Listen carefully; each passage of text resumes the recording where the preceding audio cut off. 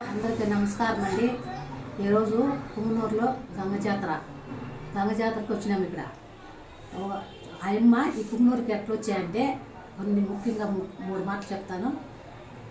సూటూరు అమ్మది ఆడ పూజలు జరగని దానికి చింతమరాయుడు ఆ ఊరికి రాజు వాళ్ళ దగ్గర బాకీ చేయంటే బాకీ వసూలు చేయాలని ఆయన అంటామంటే ఆయన పోయి అడవిలో కొనుక్కుంటే ఈ అమ్మ సూటూరు గంగమ్మ పోయి నువ్వు ఊరికి పో, నేను ఎవరు అడుగురు అని చెప్పి మళ్ళీ ఆయన ఊర్లోకి పోతే వాళ్ళు డబ్బులు అడగలేదంట.